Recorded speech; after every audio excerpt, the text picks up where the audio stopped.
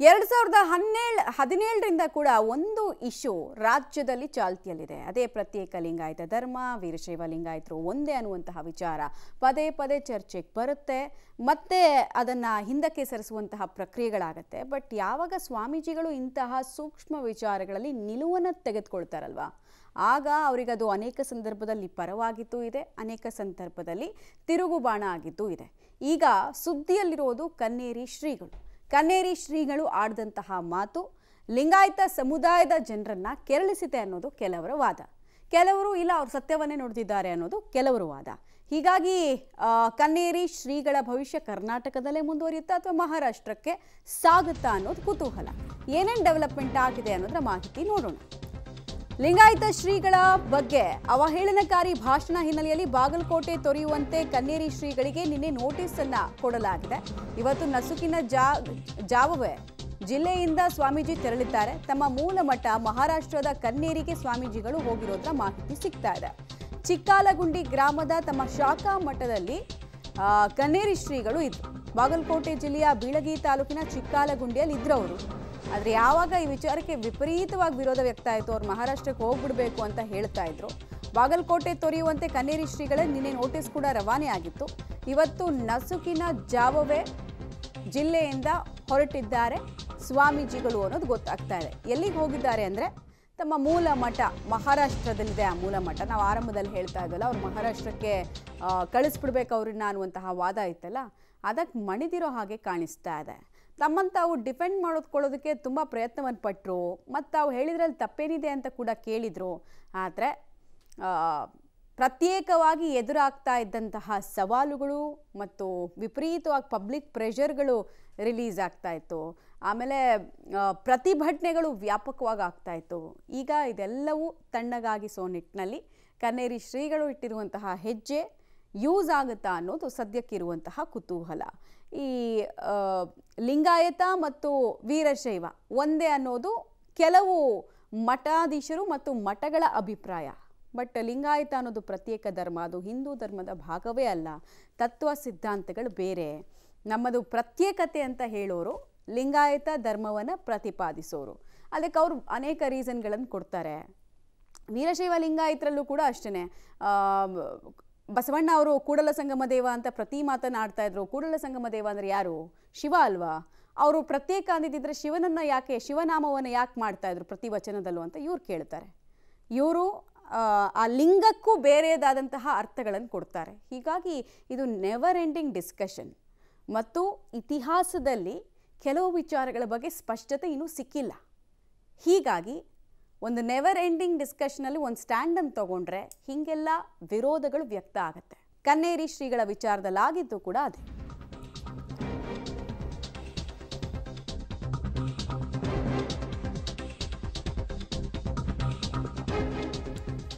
ಕನ್ನೇರಿ ಕಾಡಸಿದ್ದೇಶ್ವರ ಶ್ರೀಗಳಿಗೆ ವಿಜಯಪುರ ಜಿಲ್ಲೆಗೆ ನಿರ್ಬಂಧ. ವಿಜಯಪುರ ಹಾಗೂ ಬಾಗಲಕೋಟೆ ಜಿಲ್ಲೆಯ ಪ್ರವೇಶಕ್ಕೆ ನಿರ್ಬಂಧ ಹೇರಿರುವಂತಹ ವಿಚಾರ ಈಗ ಜಟಾಪಟಿಗೆ ವೇದಿಕೆಯಾಗಿದೆ. ಕಲಬುರಗಿ ಹೈಕೋರ್ಟ್ನ ಮೆಟ್ಟಿಲೇರಿದ್ರು ಸ್ವಾಮೀಜಿಗಳು, ಅವರಿಗೆ ಹಿನ್ನಡೆ ಆಯಿತು. ಸಹಜವಾಗಿ ಈಗ ಭಕ್ತರ ಆಕ್ರೋಶ ಭುಗಿಲೆದ್ದಿದೆ. ಶ್ರೀಗಳ ಪರ ಉಗ್ರ ಹೋರಾಟವನ್ನು ನಡೆಸುವುದಕ್ಕೆ ಮುಂದಾಗ್ತೀವಿ ಅಂತ ಹೇಳ್ತಿದ್ದಾರೆ. ಶ್ರೀಗಳ ನಿರ್ಬಂಧವನ್ನು ಖಂಡಿಸಿ ಶ್ರೀಗಳ ಪೂರ್ವಾಶ್ರಮದಲ್ಲಿ ಪ್ರೊಟೆಸ್ಟ್ ಕೂಡ ಆಗಿದೆ. ಟೈರ್ಗೆ ಬೆಂಕಿ ಹಾಕಿ ಸರ್ಕಾರದ ನಿಲುವಿಗೆ ಗ್ರಾಮಸ್ಥರು ಆಕ್ರೋಶವನ್ನು ಹೊರಹಾಕಿದ್ದಾರೆ. ಶ್ರೀಗಳ ಮೇಲೆ ವಿಧಿಸಿರುವಂತಹ ನಿರ್ಬಂಧವನ್ನು ತತ್ಕ್ಷಣಕ್ಕೆ ಹಿಂಪಡಿಬೇಕು ಅಂತ ಹೇಳಿ ಆಗ್ರಹಿಸ್ತಾ ಇದ್ದಾರೆ. ಶ್ರೀರಾಮ ಸೇನೆಯ ಮುಖ್ಯಸ್ಥರಾದಂತಹ ಪ್ರಮೋದ್ ಮುತಾಲಿಕ್ ಅವರು ಕೂಡ ಶ್ರೀಗಳಿಗೆ ನಿರ್ಬಂಧ ಹೇರಿರುವಂತಹ ವಿಚಾರಕ್ಕೆ ಸಂಬಂಧಪಟ್ಟಂತೆ ಆಕ್ರೋಶವನ್ನು ವ್ಯಕ್ತಪಡಿಸಿರುವಂಥದ್ದು. ಬಸವ ಸಂಸ್ಕೃತಿ ಅಭಿಯಾನ ಲಿಂಗಾಯತ ಮಠಾಧೀಶರ ಒಕ್ಕೂಟದ ವಿರುದ್ಧ ತೀವ್ರ ವಾಗ್ದಾಳಿಯನ್ನು ನಡೆಸಿದರು ಕನ್ನೇರಿ ಶ್ರೀಗಳು. ಕನ್ನೇರಿ ಶ್ರೀಗಳು ಜಿಲ್ಲೆಯನ್ನು ಪ್ರವೇಶ ಮಾಡಬಾರ್ದು ಅನ್ನುವಂತಹ ನಿಟ್ಟಿನಲ್ಲಿ ಜಿಲ್ಲಾಡಳಿತ ಸೂಚನೆಯನ್ನು ಕೊಟ್ಟಿತ್ತು. ಮೊದಲು ಬಾಗಲಕೋಟೆ, ಈಗ ಅದು ವಿಜಯಪುರ ಜಿಲ್ಲಾಡಳಿತವು ಕೂಡ ಅದೇ ರೀತಿಯ ನಿರ್ಧಾರವನ್ನು ತೆಗೆದುಕೊಂಡಿದೆ. ಇದು ಸಹಜವಾಗಿಯೇ ಶ್ರೀಗಳ ಭಕ್ತರನ್ನು ಕೆರಳಿಸುವಂತೆ ಮಾಡಿದೆ. ಶ್ರೀಗಳು ಬರಬೇಕು, ಪ್ರವಚನವನ್ನು ಕೊಡಬೇಕು ಅನ್ನುವಂತಹ ನಿಟ್ಟಿನಲ್ಲಿ ದೊಡ್ಡ ಮಟ್ಟದ ಕೂಗು ಕೂಡ ಕೇಳಿ ಬರ್ತಾ ಇದೆ. ಇದೇ ವಿಚಾರಕ್ಕೆ ಸಂಬಂಧಪಟ್ಟಂತೆ ದೊಡ್ಡ ಮಟ್ಟದ ಹೋರಾಟ ಮಾಡುವುದಾಗಿಯೂ ಕೂಡ ಎಚ್ಚರಿಕೆಯನ್ನ ಕೊಡುವಂತಹ ಕೆಲಸ ಆಗ್ತಾ ಇದೆ.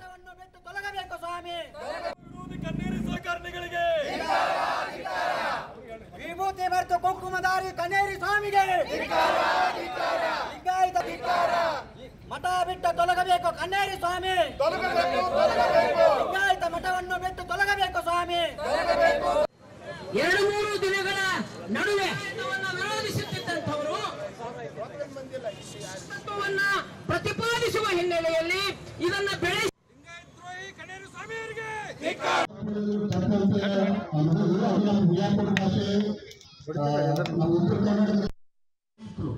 ಜನಸಾಮಾನ್ಯರು ಮತ್ತು ಈ ಜಿಲ್ಲೆಯ ಸದ್ಭಕ್ತರು ಸೇರಿ ಕನ್ನೇರು ಕಾಂಗ್ರೆಸ್ ಸರ್ಕಾರಕ್ಕೆ, ಕನ್ನೇರು ಮಠದ ಶ್ರೀಗಳನ್ನು ಪ್ರತಿಬಂಧಿಸಿರುವ ಕಾಂಗ್ರೆಸ್ ಸರ್ಕಾರಕ್ಕೆ, ಕನ್ನೇರು ಮಠದ ಶ್ರೀಗಳನ್ನು ರೈತರು ಸ್ವಾಭಿಮಾನದ ಬದುಕನ್ನು ಬದುಕಬೇಕು ಅಂತ ಹೇಳಿ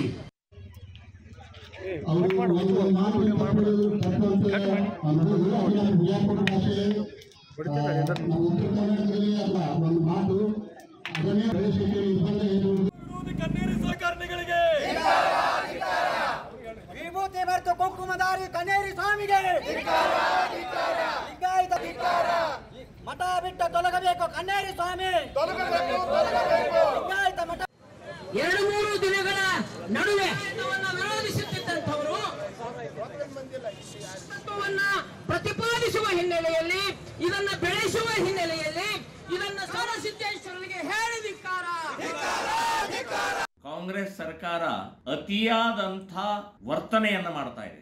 ಇವತ್ತು ವ್ಯಕ್ತಿಗೆ ನೀವು ನಿರ್ಬಂಧನೆ ಹೇರ್ತೀರಿ ಅಂತಂದ್ರೆ ನಿಮ್ಮಂಥ ಕಾಂಗ್ರೆಸ್ ಸರ್ಕಾರಕ್ಕೆ ಧಿಕ್ಕಾರ ಹೇಳ್ತಾ ಇದ್ದೀನಿ ನಾವು. ಯಾರೋ ಏನೋ ಹೇಳ್ತಾರೆ, ಪ್ರತಿಭಟನೆ ಮಾಡ್ತಾರೆ ಅಂತ ತಕ್ಷಣನೇ ಒಬ್ಬ ಪೂಜ್ಯ ಸ್ವಾಮೀಜಿಯವರ ನಿರ್ಬಂಧನೆ ಮಾಡ್ತಾರೆ. ನೀವು ವಾಪಸ್ ತಗೊಳ್ಬೇಕು, ಬಹಿರಂಗ ಕ್ಷಮೆ ಕೇಳಬೇಕು.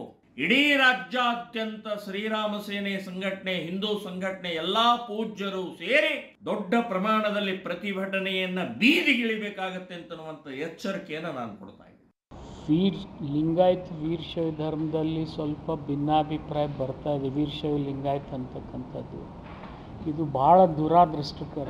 ಯಾಕಂತಂದರೆ ಲಿಂಗಾಯತರು ನಾವು ವೀರಶೈವರು ಲಿಂಗಾಯತರೇ. ಬಟ್ ಈಗ ನಾನೇನು ವಿನಂತಿ ಮಾಡ್ಕೊಳ್ತೀನಿ ಅಂದರೆ ಕೆಲವು ಸ್ವಾಮಿಗಳು ಗುಂಪಾಗ್ತಾ ಇರೋದು ದುರಾದೃಷ್ಟಕರ. ನಾನು ಎರಡೂ ಕಡೆ ಹೋಗಿಲ್ಲ, ವೀರಶೈವರ ಕಡೆನೂ ಹೋಗಿಲ್ಲ, ಲಿಂಗಾಯತರ ಕಡೆನೂ ಹೋಗಿಲ್ಲ. ಎಲ್ಲರೂ ಸೇರ್ಕೊಂಡು ಹೋಗ್ರಿ ಅನ್ನೋದು ನನ್ನ ವಿನಂತಿ. ಮತ್ತಷ್ಟು ಡೀಟೇಲ್ಸ್ ಅನ್ನು ಕೊಡ್ತಾರೆ ನಮ್ಮ ಪ್ರತಿನಿಧಿ ರವಿ, ದೂರವಾಣಿ ಸಂಪರ್ಕದಲ್ಲಿ ಜಾಯಿನ್ ಆಗಿದ್ದಾರೆ. ರವಿ, ಕನ್ನೇರಿ ಶ್ರೀಗಳಿಗೆ ನಿರ್ಬಂಧ ಹೇರಿರುವಂತಹ ವಿಚಾರ ಈಗ ಪರ ವಿರೋಧದ ಚರ್ಚೆಗೆ ವೇದಿಕೆಯಾಗಿದೆ, ಜೋರು ಜಟಾಪಟಿ ಆಗ್ತಾ ಇದೆ.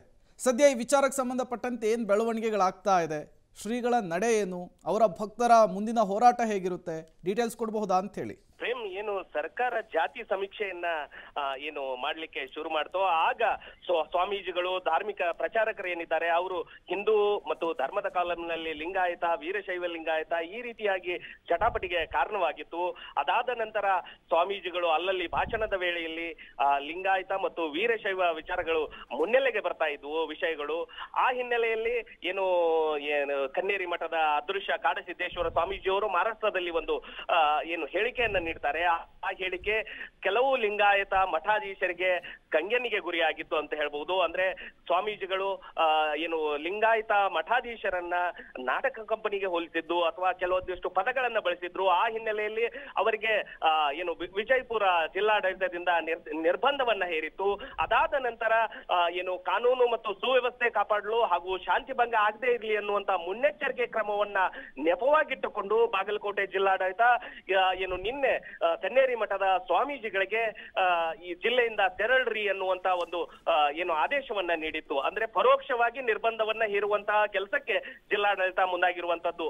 ಅಂದ್ರೆ ಏನು ಕಾಡದಿ ಸಿದ್ದೇಶ್ವರ ಸ್ವಾಮೀಜಿ ಅವರಿಗೆ ವಿಜಯಪುರ ಜಿಲ್ಲಾಡಳಿತ ನಿರ್ಬಂಧವನ್ನು ಹೇರಿತ್ತು. ಅದಾದ ನಂತರ ಏನು ಸ್ವಾಮೀಜಿಯವರು ಅಜ್ಞಾತ ಸ್ಥಳದಲ್ಲಿದ್ದಾರೆ ಅನ್ನುವಂತ ಮಾಹಿತಿ ಇತ್ತು. ಆದ್ರೆ ಅವರು ಇದ್ದಿದ್ದು ಬಾಗಲಕೋಟೆ ಜಿಲ್ಲೆಯ ಬೀಳ್ಗಿ ತಾಲೂಕಿನ ಏನು ಚಿಕ್ಕ ಆಲಗುಂಡಿ ಗ್ರಾಮದಲ್ಲಿರ್ತಕ್ಕಂಥ ಒಂದು ಶಾಖಾ ಮಠದಲ್ಲಿ ಅವರು ವಾಸವಿದ್ರು ಅನ್ನುವಂತ ಮಾಹಿತಿ ನಿನ್ನೆ ಜಿಲ್ಲಾಡಳಿತಕ್ಕೆ ಗೊತ್ತಾಗುತ್ತೆ. ತತ್ಕ್ಷಣ ನಿನ್ನೆ ಸಾಯಂಕಾಲದ ವೇಳೆಗೆ ಅವರಿಗೆ ಏನು ನೋಟಿಸ್ ಅನ್ನ ಜಾರಿ ಮಾಡ್ತಾರೆ. ತಕ್ಷಣ ನೀವು ಈ ಜಿಲ್ಲೆಯಿಂದ ಹೊರಡ್ರಿ ಎನ್ನುವಂತ ಮಾತನ್ನ ಹೇಳ್ತಾರೆ. ಆದ್ರೆ ಸ್ವಾಮೀಜಿಗಳು ಇದ್ಯಾವುದಕ್ಕೂ ಬಗ್ಗದೆ ಇದ್ದಾಗ ಕೆಲವೊಂದಿಷ್ಟು ಹೈಡ್ರಾಮಾಗಳು ನಡೆಯುತ್ತೆ. ಅದಾದ ನಂತರ ಸ್ವಾಮೀಜಿಗಳು ನಸುಕಿನ ಜಾವ ಜಿಲ್ಲೆಯನ್ನು ಬಿಟ್ಟು ಮಹಾರಾಷ್ಟ್ರಕ್ಕೆ ಹೋಗಿದ್ದಾರೆ ಅಂತ ಹೇಳ್ಬೋದು. Prem, okay, thank you Ravi ತಮ್ಮೆಲ್ಲ ಮಾಹಿತಿಗಾಗಿ.